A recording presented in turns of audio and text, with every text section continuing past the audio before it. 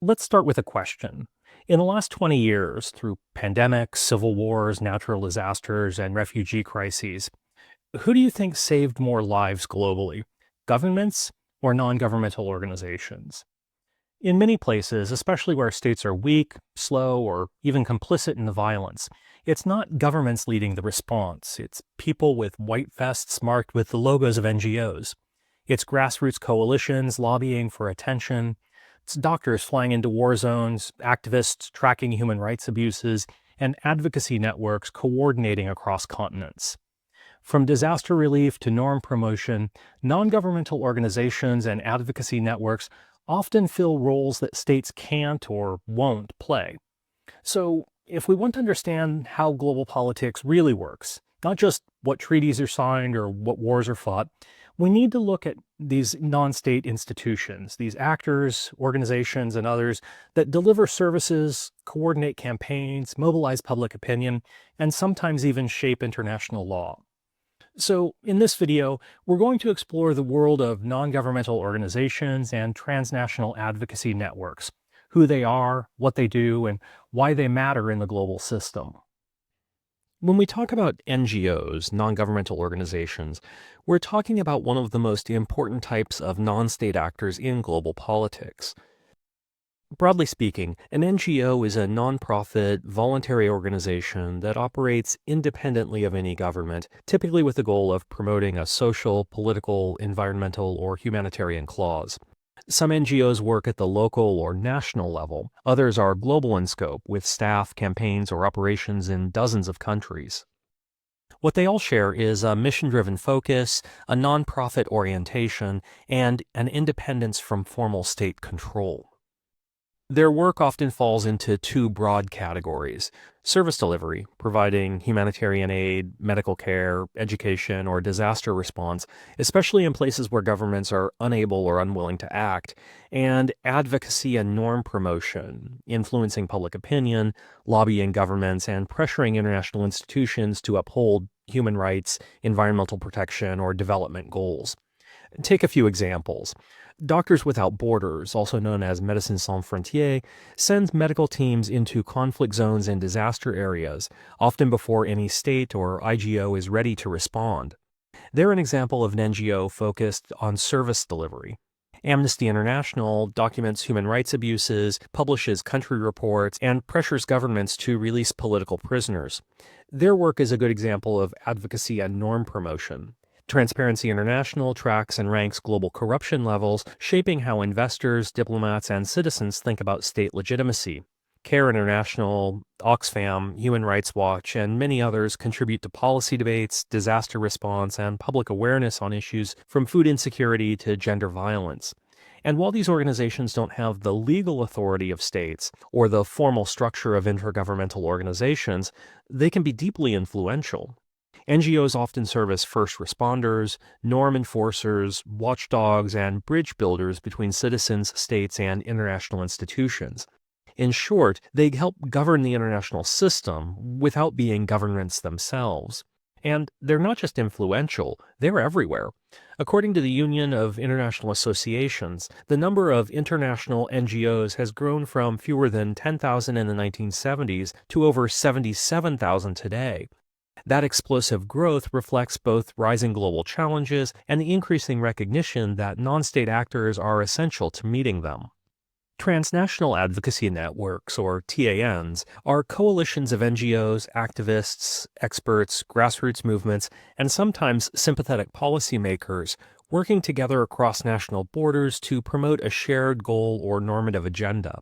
While many of the networks we see today use digital tools and global media, the idea of transnational advocacy networks isn't new. Their roots go back at least to the 19th century, where anti-slavery activists in Britain, the United States, and elsewhere coordinated across borders to campaign for the abolition of the transatlantic slave trade. In the modern era, these networks have become more powerful and sophisticated than ever. Unlike a single NGO with its own structure, a TAN is a network, a decentralized, collaborative group that shares information and strategy. They're essentially political networks without borders, focused on values over profit. Their goal is to change behavior, whether by shaping international norms or pressuring governments to act. One of the most well-known modern examples is the International Campaign to Ban Landmines, which brought together over 1,000 NGOs across more than 60 countries to secure the Ottawa Treaty. Other examples include the climate justice movement with networks like Fridays for Future and the Jubilee 2000 campaign for debt relief. Margaret Keck and Catherine Sekink's pioneering research argues that TANs rely on four broad tactics to create change. They generate and deploy credible, politically useful information that was previously ignored, establishing themselves as the go-to experts. They use powerful symbols, actions, or stories to frame an issue to make it morally urgent. Think of the image of a single polar bear on a melting ice floe. They call on powerful actors like celebrities, influential states, or corporations to use their influence or leverage to create change. And they persuade states to make a public promise, like signing a treaty, and then use that promise to hold them accountable for their actions in the future. In addition to these tactics, Keck and Sekink describe the boomerang pattern.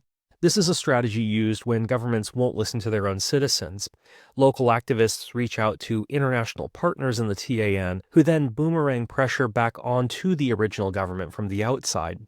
This strategy has been crucial for fights for indigenous rights, LGBTQ rights, and environmental protection around the world.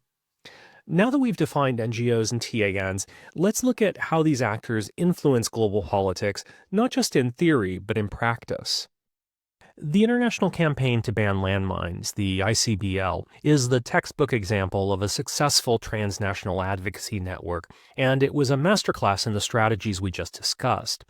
The campaign used information politics, with its member NGOs gathering expert research and powerful survivor testimony to reframe landmines from a legitimate military tool into an unacceptable humanitarian crisis.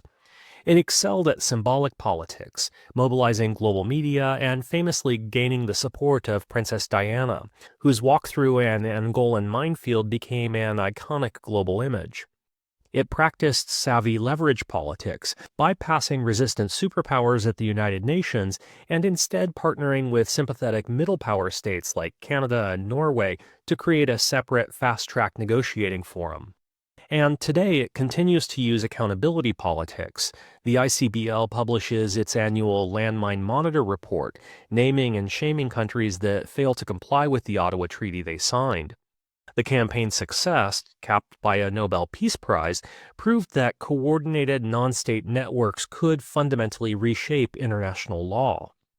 And shifting from advocacy to direct action, Doctors Without Borders, or MSF, is a service delivery NGO that provides emergency medical aid in conflict zones and disaster areas. During the 2014 Ebola outbreak in West Africa, MSF was one of the first responders on the ground. Its doctors not only provided treatment, but also used their credibility to raise the alarm, publicly criticizing the slow response from states and pushing the World Health Organization to declare a global emergency. MSF is independent and neutral, but by stepping in where states fail, it becomes a critical actor in humanitarian governance and a powerful voice for accountability. Finally, the global climate justice movement is a powerful example of a modern, decentralized TAN. Networks like Fridays for Future and 350.org coordinate action across borders to demand urgent climate action. They effectively use symbolic politics through global climate strikes and protests to shape public narratives. Furthermore, they engage in information politics by reframing climate change not just as an environmental issue, but as a moral and human rights crisis linked to inequality, colonialism, and indigenous sovereignty. While they may not sit at the formal negotiating tables at COP summits, their ability to set the agenda beforehand gives them undeniable influence. These cases show how NGOs and TANs shape global politics in different ways, through legal change, service delivery, and norm advocacy. They remind us that you don't need to be a state to have power, but you do need organization, networks, and persistence. And these cases aren't outliers. They reflect a fundamental shift in how global politics works. NGOs and transnational advocacy networks matter because they fulfill essential roles that states and IGOs often can't or won't play. We can group their functions into three broad categories. First, they're the global first responders.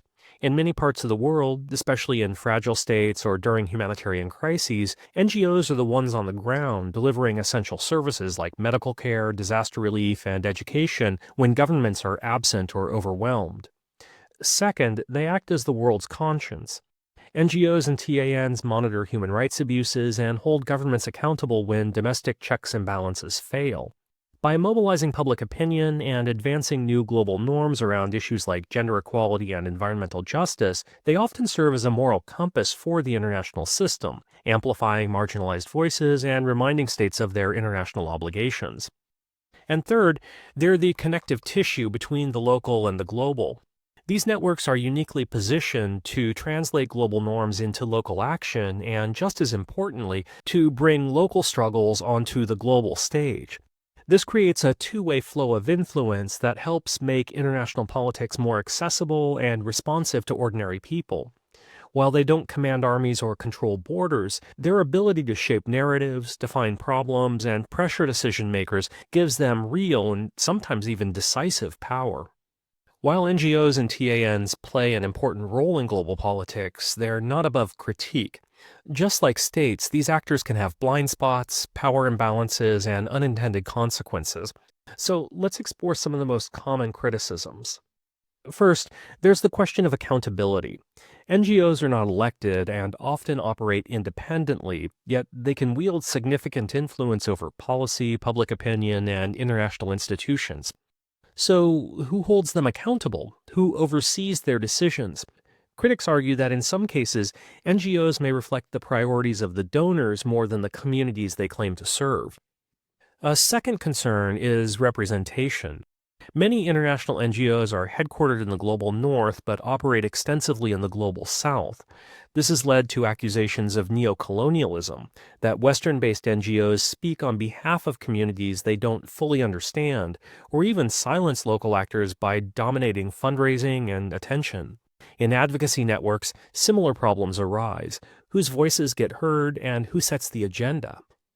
NGOs and TANs are not created equal.